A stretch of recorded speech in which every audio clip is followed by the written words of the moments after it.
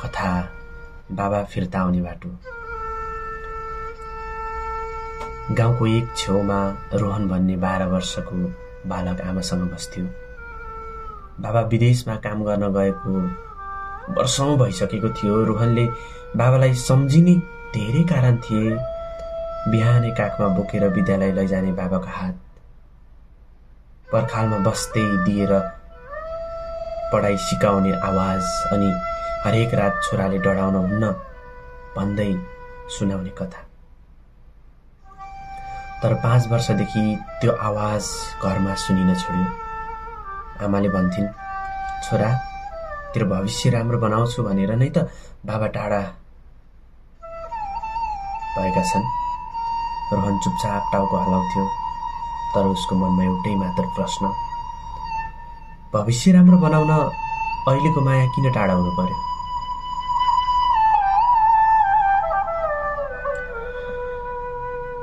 एक दिन विद्यालयमा आफ्नो परिवार भन्ने विषयमा निबन्ध लेख्नु पर्यो। सबैले आमा बुवाको साथको क्षण लेखे। रोहन चाहिँ कागजमा लामो समयसम्म केही लेख्न सकेन। अन्त्यमा उसले 3 लाइन मात्रै लेख्यो। त्यो 3 लाइन के थाहा छ?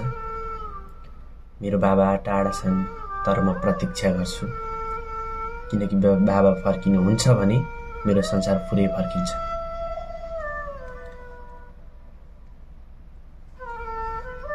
घर फर्कदा उसको आँखामा पानी टलमल थियो। आमाले सोद्धा उसले केही बोल्न सकेनन्। बस कागज आमाको हातमा थमाइदियो।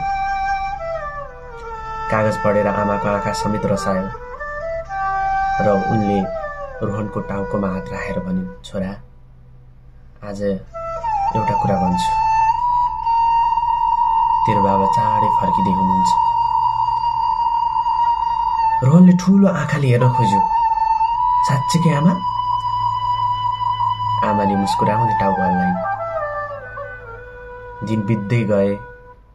अन्त त्यो दिन आयो। गाउँको बस पार्कमा भिड थियो। रोहन आमाको हात समाएर उभिएको थियो। अचानक भिडबाट एक परिचित मुस्कान थकित तर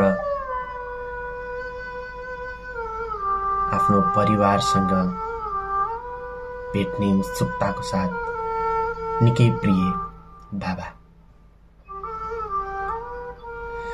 रोहन केही नबोली दौडिएर बाबाको काखमा पस्यो। बाबाले बिस्तारै उसको कपाल सुमसुमाउँदै भने, छोरा धेरै ढिला गरे है, तर अब कहिले तिमीलाई एक्लो पार्दिन। आमाको आँखामा खुसीका आँसु झरिरहे। बाबा, आमा र रोहन तिनैजना धेरै बेर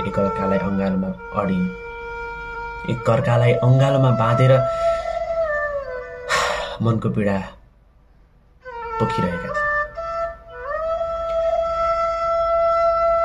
त्यो दिन रोहनले बुझ्यो, परिवारलाई जोड्ने सबैभन्दा ठूलो शक्ति समय होइन, माया हो। माया टाढाबाट पठाइए पनि अन्ततः हृदयले आफ्नो बाटो भेट्छ, घर फर्किन्छ। त्यसैले